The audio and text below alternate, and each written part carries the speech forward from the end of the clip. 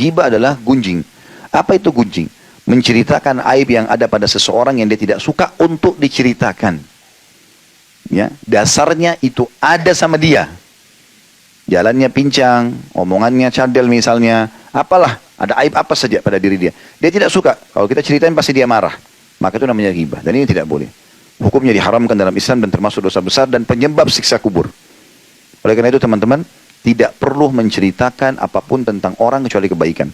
Kalau nggak ada yang salah, jangan diceritain. Nggak usah ikut-ikutan. Kalau tidak ada pada dia lebih besar dosanya, karena fitnah. Kalau ada ghibah, kalau nggak ada fitnah. Berarti nggak usah masuk ke zona orang lain, nggak usah. Kalau kita terpaksa harus tahu keadaan orang, kalau itu benar kita dukung, kalau itu salah kita nasihati dan tutupi. Saya pernah buat itu tablik akbar, judulnya At-Tabayun wa Tasattur. Cross check dan tutupi. Dan cross check pun ini kalau ada hubungannya sama kita. Baru kita cross check. Oh, saya mau pastikan sama dia. Karena ada hubungannya sama kita. Misalnya nama kita di bawah-bawah. Yaudah kita cross check. Kalau nggak ada hubungannya nggak usah. Ada cuplikan di TV kita lihat tidak ada hubungan sama kita. Ah, saya mau cross check juga. Cross check untuk apa? Hubungannya apa sama kamu? Nggak ada hubungannya sama sekali. Nggak perlu. Oh, ada orang beli mobil itu, saya mau cross check dulu uangnya halal atau tidak. Nah, hubungannya apa? Gitu. Jadi nggak usah gitu ya, nggak usah masuk ke alam orang lain. Makanya Nabi SAW sering saya ulangi riwayat ini. Beliau kalau pagi hari, kayak kita sekarang waktu duha begini, habis mandi bersih biasanya lagi kosong, beliau jalan dengan para sahabat. Mungkin menjenguk orang sakit, mungkin masuk ke pasar, apalah. Nah seringkali di tengah-tengah jalan atau di tengah proses itu ada wahyu turun. Itu sering terjadi. Maka Nabi SAW kalau habis mandi segala macam sudah rapi, mau keluar, begitu buka pintu banyak sahabat depan rumahnya. Yang paling pertama kalimat Nabi, jangan ada yang ceritakan aib sahabatku. Saya ulangi, jangan ada yang ceritakan aib sahabatku, karena aku ingin bertemu dengan mereka dalam kondisi lapang dada. Kita sekarang buka pintu, langsung, udah tahu belum? Telepon, udah tahu belum? Langsung yang pertama itu, buka gosipnya orang. Assalamualaikum, tidak, gitu kan.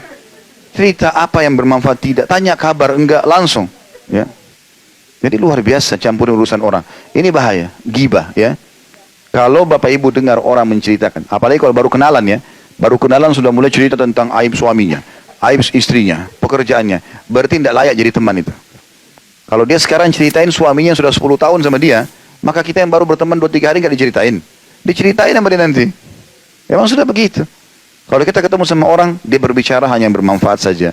Kalau dia bicara ilmu, nasihat, pendidikan anak kah, masalah bisnis kah, masalah apalah, sukses rumah tangga, banyak yang bisa dibicarakan yang bermanfaat. Kenapa harus masuk ke zona yang tidak perlu? Gitu kan? Nggak usah. Dan jangan bilang, ini sering terjadi Bapak Ibu sekalian.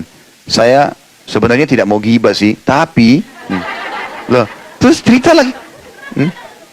Ya sama saja. Dia hanya mau nambah sedikit pembukaan di masalah ghibahnya. Nggak bisa, jangan masuk di situ. Dan ini saya lihat dijadikan sebagai pola di medsos kita, gosip nomor 1. Gosip itu ghibah. Masuk ke rumah tangga orang, ribut sama pembantunya, rumah tangganya dengan pekerjaannya, macam-macam mobilnya orang dibahas. Kadang-kadang dicari, mungkin kalau pakai sendal pun dibahas. Kenapa pakai sendal merek itu, kenapa begini dan begitu. Ini jadi masalah.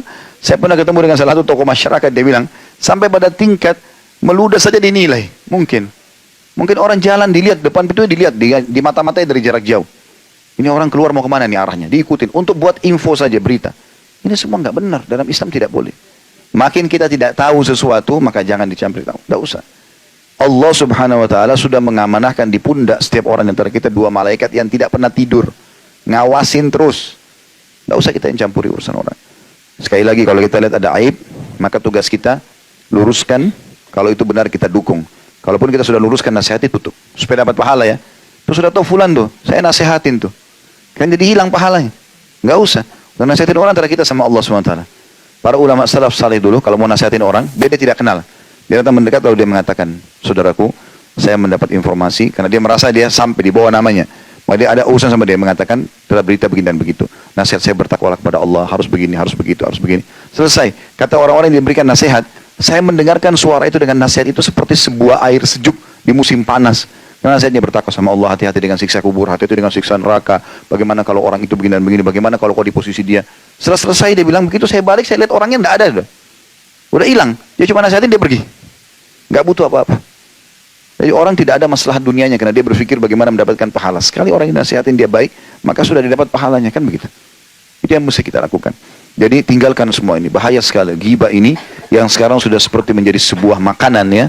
Ya, seperti sudah orang gibahin suaminya sendiri, istrinya sendiri, anaknya, segala macam hal. Ya, pembantunya lah segala macam. Ada orang pernah interaksi sama kita teman-teman, dia punya kekurangan, dia udah berhenti, udah biarin aja sudah, dia berhenti selesai, udah jangan dicampuri lagi. Dia mau bicara apa terserah dia, pokoknya kita sudah tidak ada. Intinya kan mudaratnya kita sudah selesai. Begitu orang mukmin. Udah roda kehidupan harus berjalan, jangan sibuk urus terus masalah itu. Ada orang dibawa masalah, dia pernah masalah sama pembantunya 10 tahun sudah berhenti, pembantu itu masih diceritain sampai sekarang. Untuk apa sekarang? Cerita untuk apa? Manfaatnya apa? Dia masalah sama kita kan dia sudah berhenti, ya udah selesai. Udah biarin aja. Kalau dia bicara dia pun bicara urusan dia sama Allah. Dan sampai kemana sih kata-katanya? Sampai di mana dia mau ngomong kata-kata? Dia cerita sama 3-4 orang, 10 orang habis itu berhenti kan? Kita panen pahalanya, gitu kan? Makanya seorang salafus saleh pernah digosipin oleh seseorang. Dia senyum. Kebetulan dia baru beli kurma masih sama tangkainya. Kurmanya masih segar-segar. Dia suruh muridnya satu orang bawa ini ke orang sana. Titip pesan ya. Bilang sebagai balasan atas kau transfer pahalamu, kau kasih pahalamu ke saya karena kau gosipin saya, ini balasannya, saya balas kau dengan kurma yang segar ini. Artinya dia ingin mendakwahi orang itu sekaligus juga memberikan gambaran, bahaya loh kamu, ini pahalamu hilang. Gitu loh. Dan ini saya balas kamu, kalau mau buruk saya tetap balas kau dengan kebaikan. Seperti itulah kurang lebih. Ya, jadi selalu yang terdengar oleh kuping kita, yang terlihat oleh mata kita, yang terucap dengan lisan kita, semuanya kebaikan. Bagi orang mukmin selalu emas saja. Nasihat, manfaat, ilmu, segala macam itu saja. Dari manfaat ke manfaat yang lain. Karena manfaatnya jangan didengarin udah, nggak perlu. Dan ingat, semua yang didengar oleh kuping kita jangan langsung dinukil dengan mulut. Karena Nabi SAW mengatakan cukuplah dosa yang sangat berat bagi orang yang semua yang dia dengar dinukil dengan mulutnya. Baru dengar langsung dilempar. Padahal sebenarnya belum tentu itu benar. Bagaimana kita tarik sekarang? Kita teman-teman kalau sudah melemparkan kata-kata itu susah sekali.